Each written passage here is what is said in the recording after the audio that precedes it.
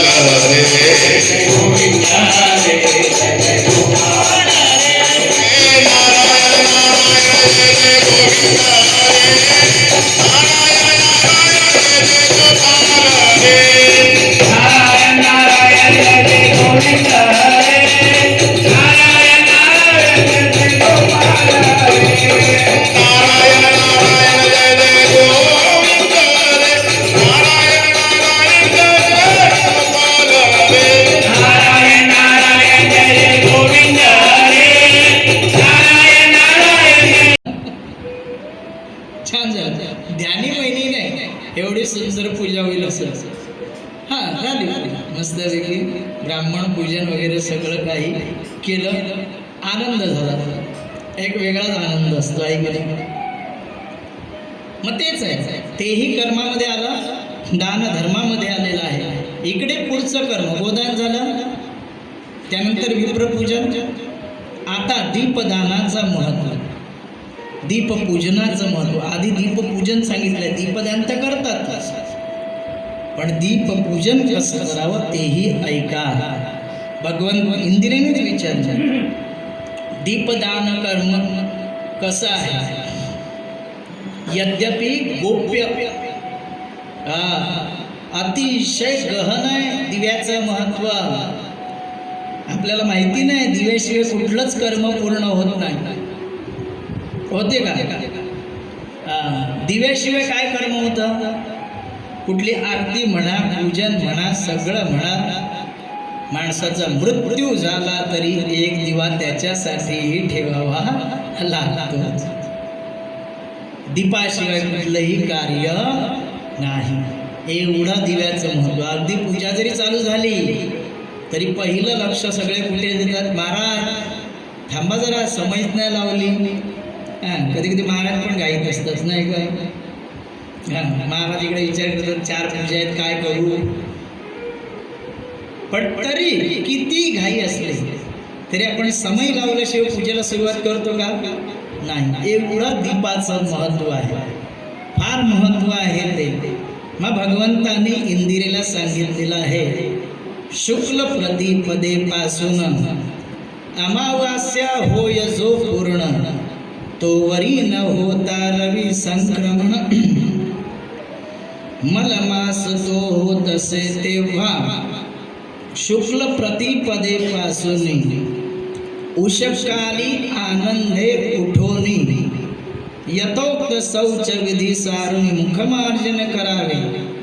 मग संगमी किंवा नदी किंवा निर्झरी हृदात की तडाकी वापित वा कुपात किंवा गृहातची शीतोदके अथवा उष्णोदके करून यथाविधी करावे स्नान. जैसे जयाचे शक्तिमान तैसे तेणे आचरावे. शेवटी आलं जे सुरुवातीला बोललो तेच. आपल्या स्वशक्तीने सगळं जे काही दिनचर्या आहे, अधिक मास शुक्ल प्रतिपदेपासून जेव्हा मलमास चालू होतो, आपले सगळे प्रातःविधी उरकून घ्यावे आणि मग संगमी नदीमध्ये, कुठे नदी असेल, तलाव असेल, डबक, झरा, खाडी, समुद्र, कुठेही जाऊन स्नान करावं. आणि एखाद्याची शक्ती नसेल त्यांनी घरातच स्नान केलं तरी चालणार आहे. पण अधिक मासात शीतोदके स्नान फार महत्वाचं. थंड पाण्याने आंघोळ करा. ते म्हणा आम्ही तयारच आहोत, आधीच उन्हाळा आहे, बरं वाटते काय घ्या. आयतं पुण्य मिळालं. आता काहीतरी गरम पाणी करतेच कोण, बरोबर आहे. म्हणजे महिनाच असा आला की आधीच दूध, त्याच्यात पडली साखर, काय आधीच वैशाख ज्येष्ठ, त्यात छानपैकी सांगितलंय उष्णोदके स्नान करिता स्नान फळ संपूर्ण ये हाता. शीतोदकाच्या स्नानी तत्वता द्विगुण फल प्राप्त हो. जर गरम पाण्याने आंघोळ केली ह्या मासाचं पुण्य पूर्ण मिळणार. थंड पाण्याने केलं दुप्पट. त्यानंतर अजून ऐका, कूप स्नानी चतुर्थ गुण. विहिरीवर जाऊन आंघोळ केली ना, हा 4 गुणाने पुण्य मिळतं. वापी स्नाने अष्टगुण. नदी पहा, नदीवर जाहा, कळलं का? तडाक स्नाने महिमान दशगुणित. डबकं कुठे असेल ना, तडाक, कळलं का? तलाव असंही म्हणा. 10 पटीने पुण्य मिळतं. जाऊ द्या निर्मळला. दशगुणित सांगितलेलं आहे. आणि त्याचप्रमाणे निर्झर स्नाने शतगुण. झऱ्याचं कुठे जाल ना तुम्ही मस्तपैकी, कुठेतरी झऱ्याखाली जा, तुंगारेश्वरला जा, तिकडे जाऊ ना. आता कुठले झरे राहिले एवढ्या उन्हाळ्यात? एवढ्या उन्हाळ्यात झरा तर मिळणार ना आपल्याला. भरपूर पुण्य मिळतं. शतगुण. महानदी असेल तरी शतगुण.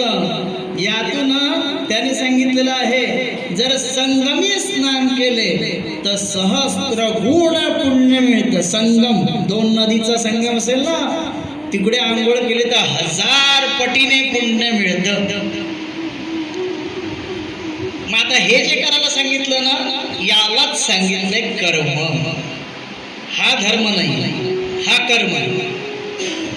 पण माऊलींचंच वाचन, वल्लभाचार्यांचंच वाचन. जर कर्म कराल तर धर्म टिकेल.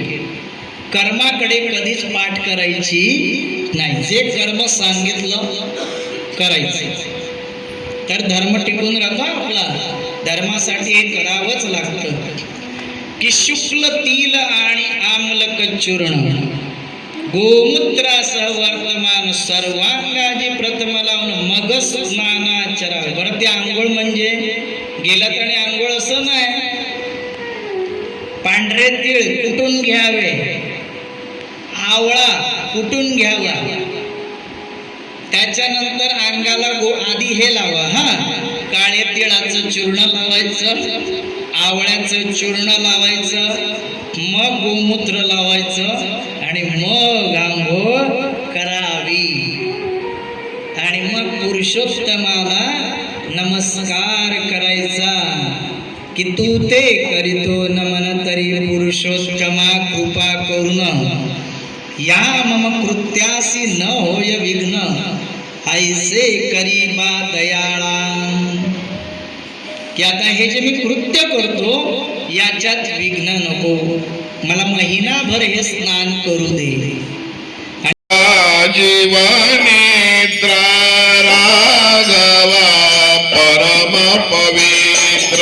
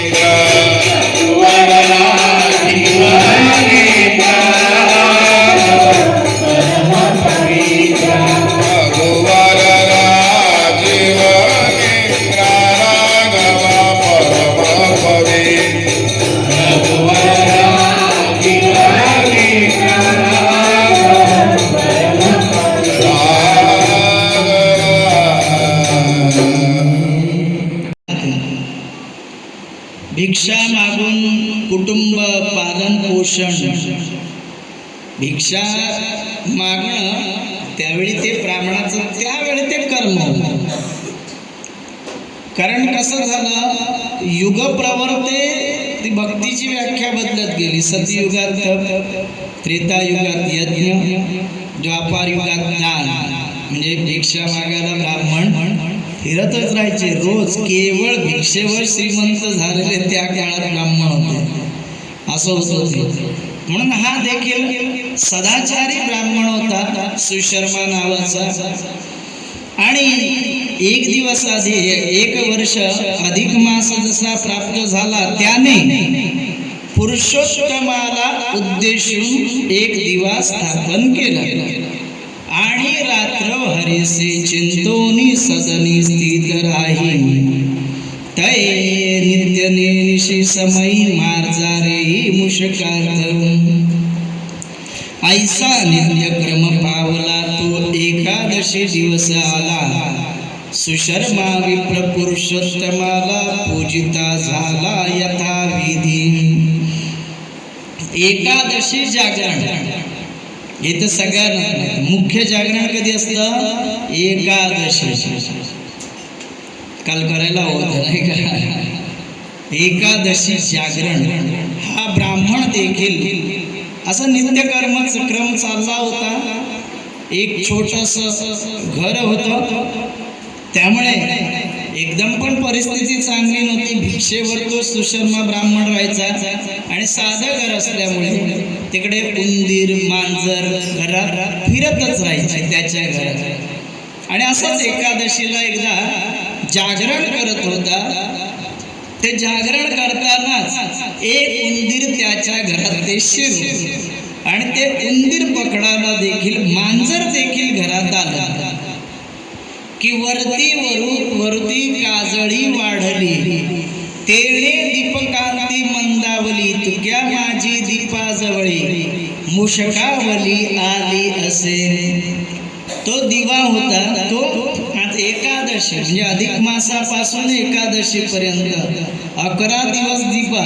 आणि त्याचं रक्षण करावं लागतं आपल्याला, बरोबर ना? बोटाच्या किती सांगितलंय? 5 पट वाती असावी. तुम्ही ते माप घ्या घरी बसल्या बसल्या. वात एवढी असावी तर ती महिनाभर व्यवस्थित राहील. आणि काजळी चढते, बरोबर आहे ना? दिव्यावर काजळी चढते. आणि तो सुशर्मा नावाचा ब्राह्मण कृष्ण भजन करीत असताना कृष्ण गोविंद गोविंद चालू होतं त्याचं भजन रात्री जागरणामध्ये. आणि त्याच वेळी भजनामध्ये तल्लीन असताना ते मूषक उंदीर त्याच दिव्याजवळ आलं. तिये वरती त्या मार्जारे उडी घातली महानिकरे तय. तयाच्या पाद प्रकारे दीपस्तंभ थरथरला आणि ते उंदीर होतं म्हणून मांजराने उडी मारली आणि काय झालं, त्या मांजरीचा पाय त्या दिव्याला लागला, तो दीप थरथरला, काजळी सर्व गेली झडून. तो नामस्मरण करतोय, दिवा विझणार होता पण भगवंतानी हे घडवून आणलं. त्या मांजरीचा पाय लागला, ती काजळी उडाली, दिवा पूर्ववत उजळू लागला. भगवंत सगळं करणार आहे, तुम्ही फक्त भजन करा, बाकीचं तो करेल. तुम्ही यांचा त्याचा विचार करू नका, भगवंताचा विचार करा. तो सगळी घडी बरोबर बसवून घेतो. बालपणी दात होते काय जन्माला आल्यावर? कोणाला दात असतात सगळे बालपणी? नाही ना. तरी आपल्या जेवणाची सोय करून ठेवलेली की नाही? ते म्हणजे आईचं दूध. जर एवढा तो लहान आपला विचार भगवंत करतो, तो असा आपल्याला वाऱ्यावर सोडणार आहे का? पण आपण त्याचा विचार करावा. तो काय ते बरोबर करून घेईल. सुशर्मा नावाचा ब्राह्मण भजन करतो डोळे मिठून आणि दिवा विझणारच होता, पण मांजरीचा पाय लागला, काजळी उडाली आणि तो दिवा पूर्ववत झाला पूर्ववत. दीप झाला प्रकाशमान, प्रभाती काही कार्य करून, मार्जार मरण पावला तरी त्वत्पाद पहारे करून, जे घडले दीप संवर्धन तेणे पुण्य तो विमानित क्षण, बैसोनी वैकुंठी पावला गोपाळ कृष्ण भगवान की. ज्याने दीप संवर्धन झालं, दीप संरक्षण झालं त्या मांजराकडून, मांजरीकडून, तेच मांजर सकाळी मरण पावलं. पण मरण पावलं म्हणजे तो देह पुण्यवान झाला आणि विमानामध्ये बसून वैकुंठाला गेला. अनायासे घडले पुण्य, अनायास घडलं ना पुण्य. म्हणजे पुण्यही होतं, पण बुद्धी तशी हवी, दृष्टी तशी हवी, तर पुण्य होणार ते. नाही तर आपल्याला काय, समुद्रातही आहे ना, समुद्रालाही दोष देतात. बरोबर, समुद्रालाही लोक दोष देतात. समजा त्या समुद्राच्या लाटेने कोणाचं घर तुटलं तरी तो सांगेल हा समुद्र वाईट आहे, बरोबर आहे ना. आणि समुद्रातून एखादा मासेमारून करून आला, सांगेल समुद्र माझ्यासाठी देव आहे. समुद्र सांगेल दोन्ही बाजूने बोलतात, पण तो त्याचं कर्म थांबवतो का? नाही. तो आपला भरती ओटी चालूच असतो. तुम्ही काही बोला, मी सगळ्यांनाच देणारा आहे. नदी वाहत असते. कृष्ण गोविंद हरी मुरारी, हे नाथ नारायण वासुदेव. कृष्ण गोविंद हरे मुरारी, हे नाथ नारायण वासुदेव. कृष्ण गोविंद हरी मुरारी, हे नाथ नारायण वासुदेव. कृष्ण गोविंद हरे मुरारी, हे नाथ नारायण वासुदेव.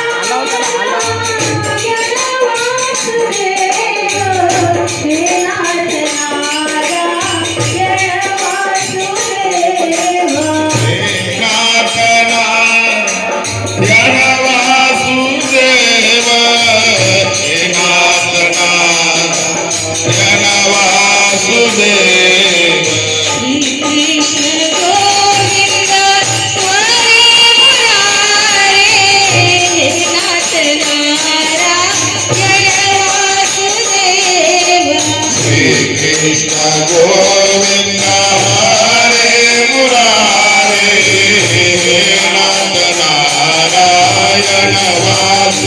गोविंद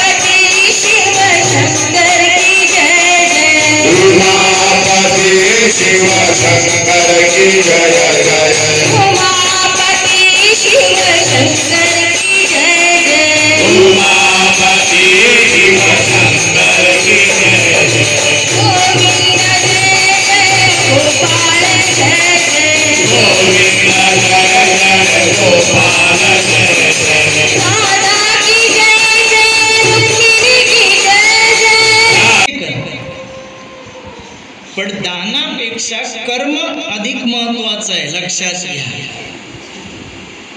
कारण दान हे परिस्थितीनुसार होतं. जशी ज्याची परिस्थिती, जशी ज्याची शक्ती, तसा तो दान करेल.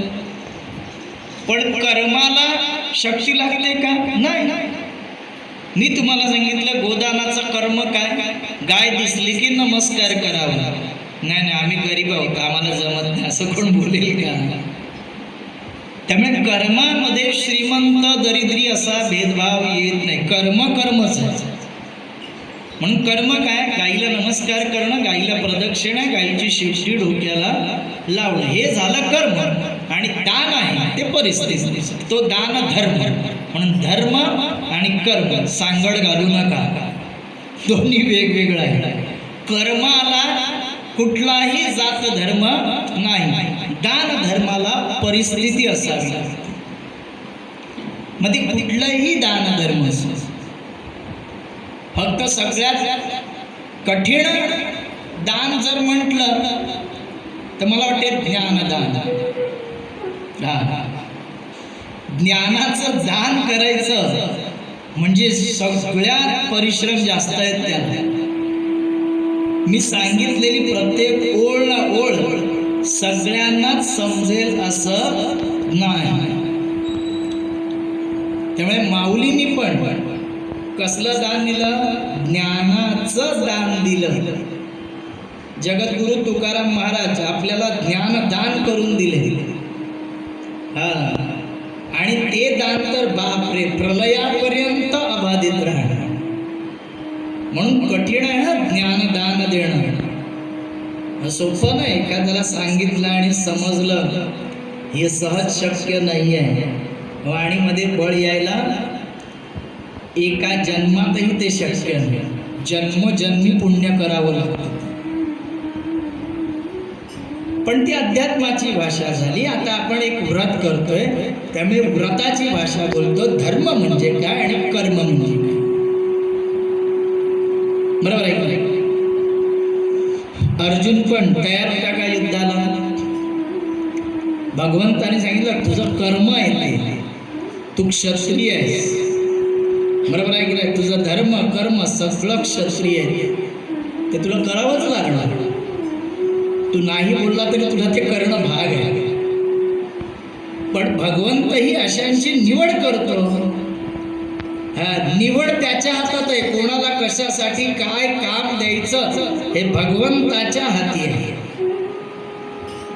त्यामुळे संजय एवढा मधुर वाणीवाला, पण भगवंतानी फक्त त्याला दिव्य दृष्टीची तू पाहू शकतोस. पण भगवद्गीतेसाठी पात्र कोण ठरवला? अर्जुन. ते मी ठरवलं. युधिष्ठिराला पण पात्र ठरवला. तू सत्य बोलणार असेल, सगळं करणार असेल ते ठेव बाजूला, निवड मी करणार. माझ्या हातात आहे कोणाची काय निवड करायची ते. भगवद्गीतेसाठी फक्त मी अर्जुनाची निवड केली.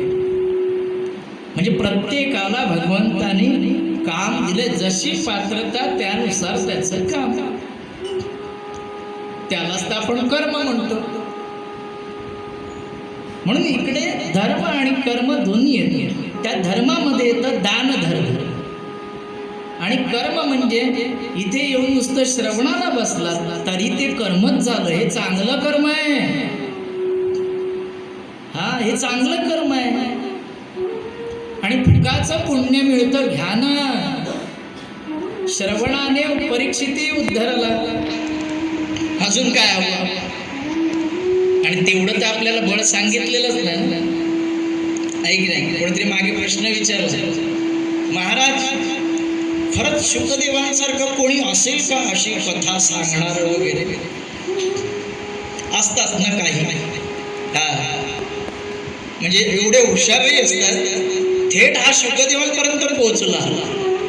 म्हणजे बापरे, चांगला प्रश्न आहे. मी थोडा वेळ विचार केला, ह्याला उत्तर काय देऊ आता? याचं उत्तर देता येईल का की शुकदेवांसारखं कोणी 7 दिवस अखंड कथा सांगू शकतो का? असा त्या समोरच्या माझ्याच मित्राचे, आपल्या गावातलेच हे सगळे एवढे हुशार आपल्याच गावातले.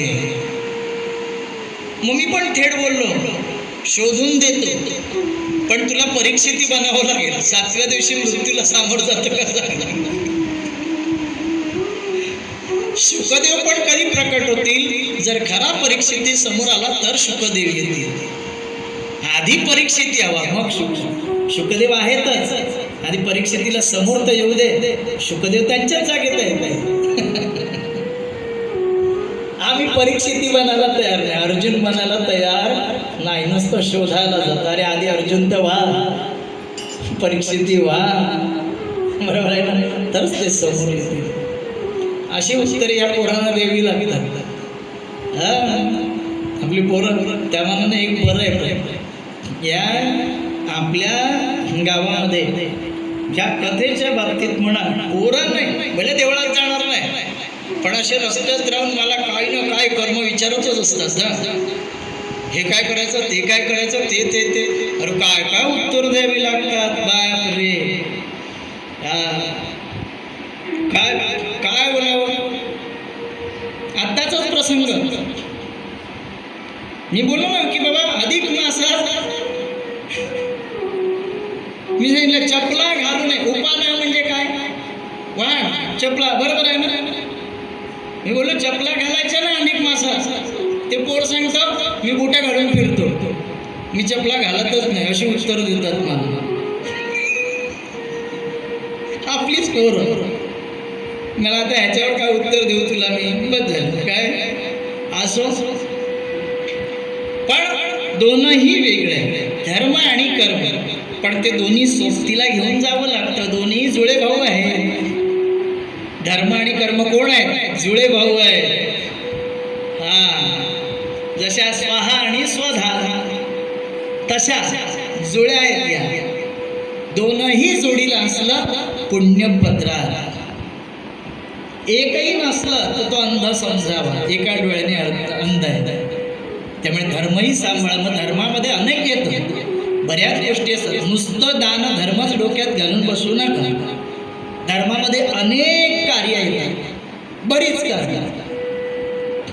आणि कर्मामध्ये जे निःशुल्क असेल तेही कर्म तुम्हाला करून वैकुंठाला जाता येते. पण कर्म व्यवस्थित पाहिजे, शुद्ध मनाने हवं.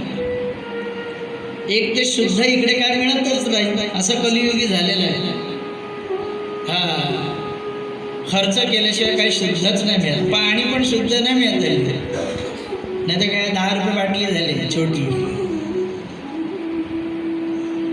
मग त्यापेक्षा हे शुद्ध विचार घ्या ना, त्यापेक्षा बरोबर घ्या. त्यामुळे कर्म आणि धर्म वेगवेगळ्या आधीच सांगतात. ते दान धर्माबद्दल बोलूया. आधी आपल्याला कर्म सांगितलंय, गोपूजन कसं करावं, आणि धर्म नंतर. पहिलं कर्म येतं मग धर्म येतं. आधी कर्म चांगलं ठेवा, धर्म आपोआप तुम्हाला साथ देईल. पण कर्मच वाईट असेल तो धर्मही तुमच्याकडे लक्ष देणार नाही. म्हणून थोडंसं जरा कठीण बोलतो, जड वाक्य बोलतो. समजणाऱ्याला लगेच समजलं काय सांगायचं. कर्म नीट ठेवा, धर्म जोडीलाच आहे तुमच्या. चांगलं कर्म असेल तर दान धर्म करण्याची ऐपत येतेच. कर्मच वाईट असेल तर आपल्याकडून दानही कोणी घेणार नाही. तुमचं कर्म वाईट असेल, दारात तुमच्या अगदी चांदीचे लाडू वाटा, कोणी ते दान घ्यायला येणार नाही. तुमचं कर्मच तसं आहे तर काय घ्यायला येणार तुमच्याकडे, बरोबर आहे ना. केशराचं दूध वाटा न तर चांदीच्या वरखाचे लाडू वाटा. कर्म चांगलं नसेल तो दान धर्मही कोण घ्यायला येणार नाही. भगवान श्रीकृष्णाने काय केलं, दुर्योधनाकडे पाणी तरी प्याले का? अजिबात नाही. परवाच भजन घेतलं आपलं, कारण त्याचं कर्म वाईट. म्हणून भगवान त्याने दान धर्म पण घ्यायला तयार नाहीच, अजिबात नाही. त्यामुळे आधी कर्म मग धर्म बरोबर बळे चढतो आपल्या. मग तो बरोबर येणार. हे 2 पाय आहेत, एक धर्माचा एक कर्माचा. एकही पाय तुटला माणूस अपंग. त्यामुळे दोन्ही आहे. यासाठी परवापासून मी म्हणतोय गायीची पूजा अशी करावी. काल पण बोललो ब्राह्मणांची अशी पूजा करावी. भाग्याने मस्त सकाळी पूजन झालं माझं, क्षमा कर. सर्व मंगल मांगल्ये शिवे सर्वार्थ साधिके शरण्ये त्र्यंबके गौरी नारायणी नमोस्तुते. सुखकर्ता दुःखहर्ता वरदा विघ्नाते पूर्वे पूर्वी प्रेम कृपा दयाली सर्वांगी सुंदर सेंदुराचे कंठी धडके माळ मुक्ता फळाचे. जय देव जय देव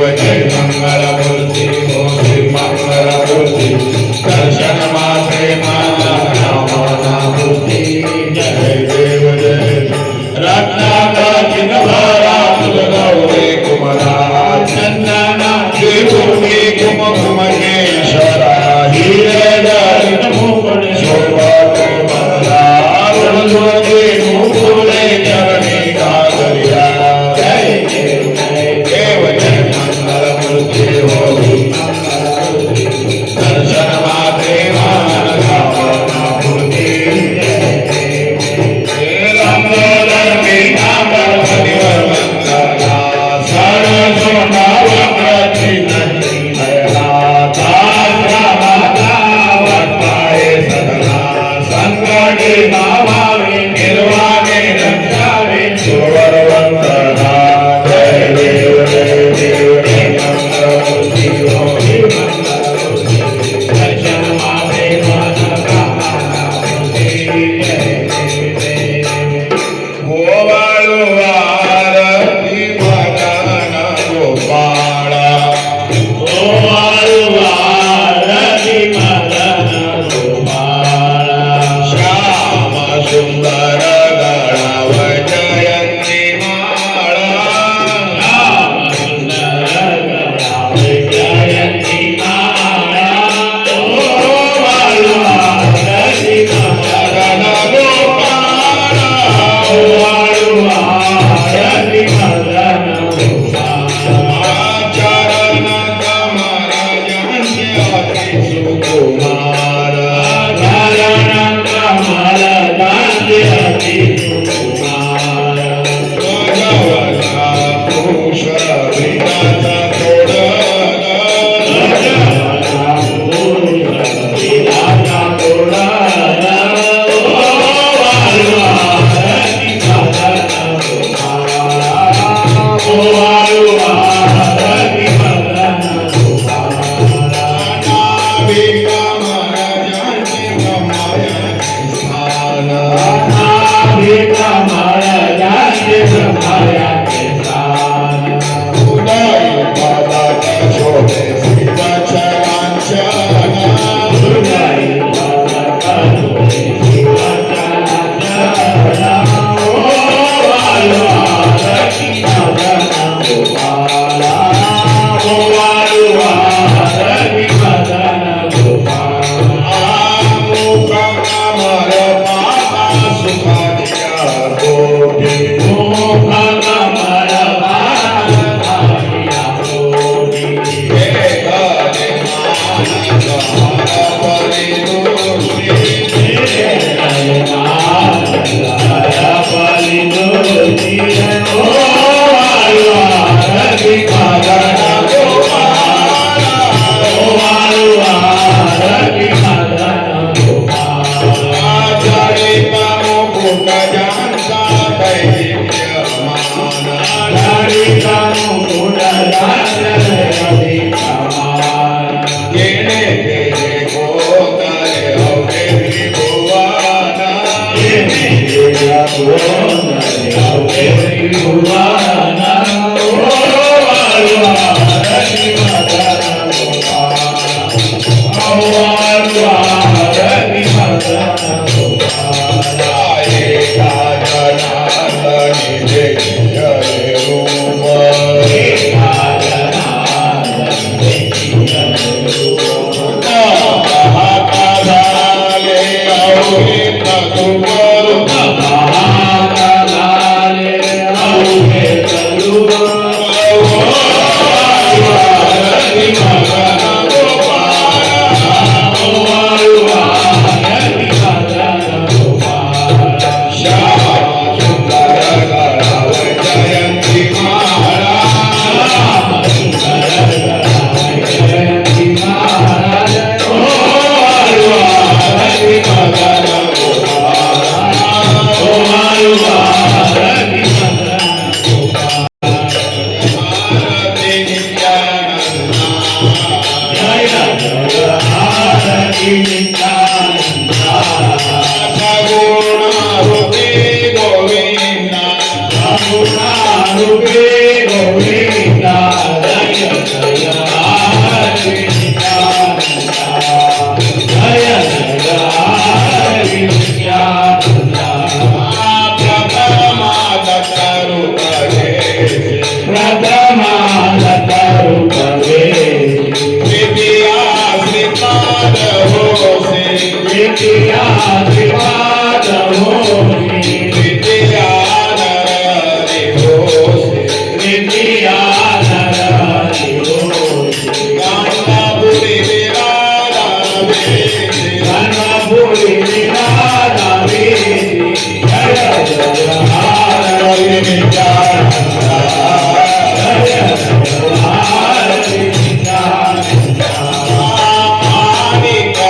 प्रभु होसे माणिक प्रभु होसे अक्कलकोट स्वामी होसे अक्कलकोट स्वामी होसे शिराडी साईनाथ होसे शिराडी साईनाथ होसे कलियुगे नित्यानंद भगवासी कलियुगे नित्यानंद भगवासी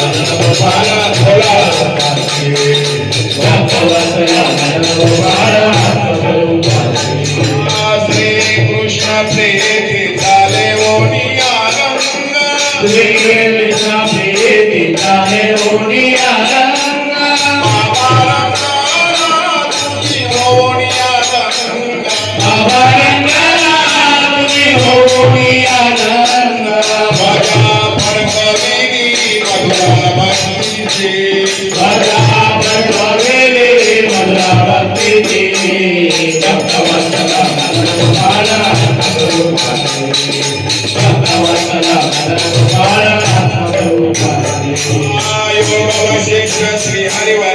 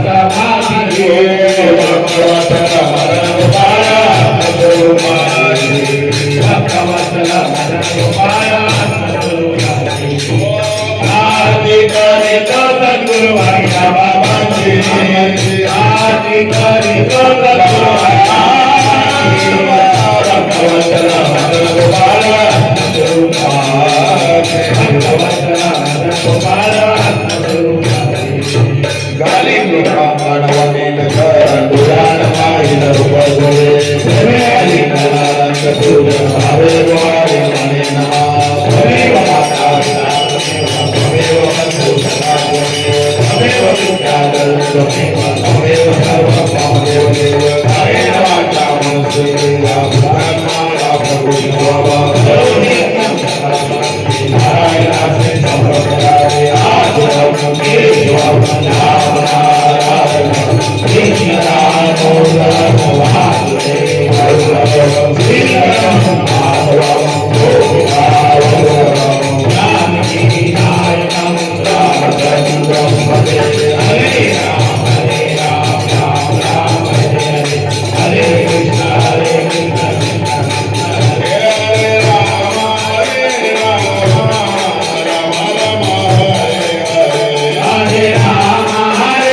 राम राम हरे राम कृष्ण